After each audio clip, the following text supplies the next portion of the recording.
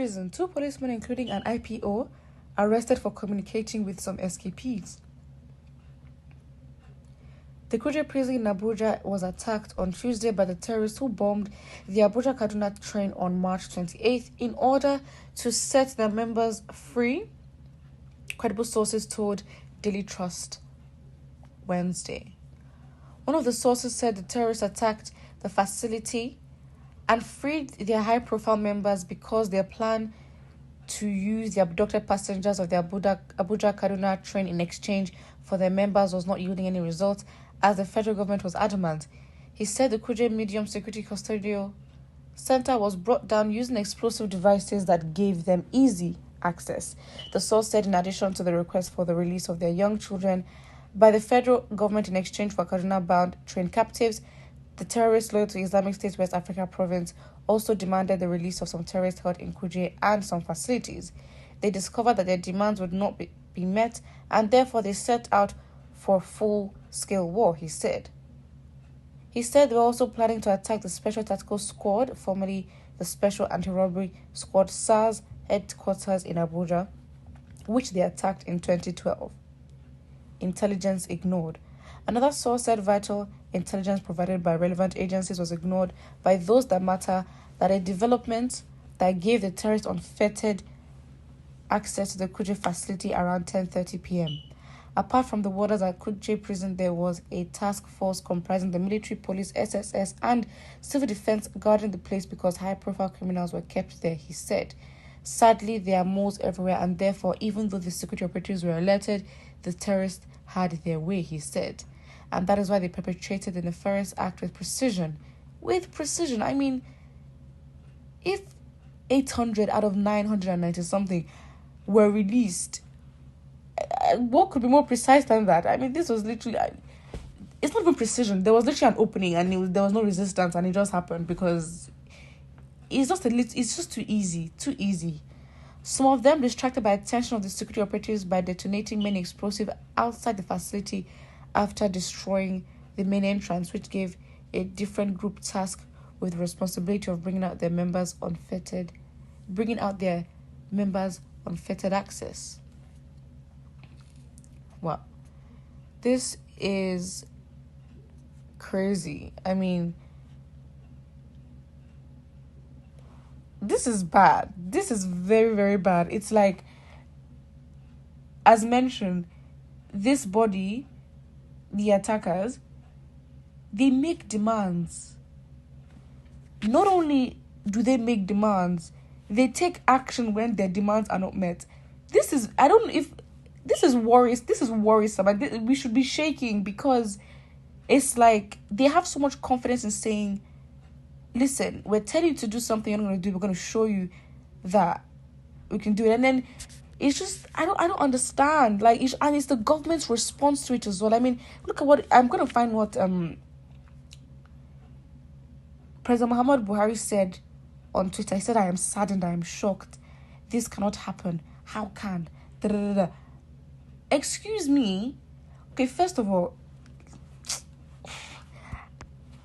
this is so frustrating. If you look at the Kuje prison facility, let's just even look at the atrocity. How can you keep high-profile criminals in that kind of place? How? In this day and age, we must just lose hope, because how? Look at the state of a custody set. Like, look at the state of it. It literally looks like a house. How does this give the impression that this is a place that is kept with hardened criminals? Because we are exposed, right? We watch movies. Look at the USA, for example. Look at top countries, for example. We don't even know in detail how these things are. But from what we can see, and from what should be, if you're going to keep high-profile terrorists that are linked to ISIS and ISWAP, how can you have them in such a facility? The most protection that is here is barbed wires. If you look at the images closely, the gates, even a typical Nigerian house that you can say is comfortable, would have a stronger gate than that. How can you keep high-profile criminals and you think just putting guards there with guns police with guns would do the trick. I mean, are they trying to give the impression that they are taking action by arresting policemen that would have contact with the escapees? It's like you carry out full investigation, and then if you find something solid, then you speak. Not that you do one little thing and you arrest them and you probably take them for questioning. Oh wow, what progress has been made? Because it makes the Nigerian government look so weak. It makes the Nigerian government look so weak. A body is telling you demands, you don't meet up with the demands. They even launch a second attack. You have criminals that are willing to negotiate with the government openly. And you think that we should not be scared. And you think Nigerians should not run.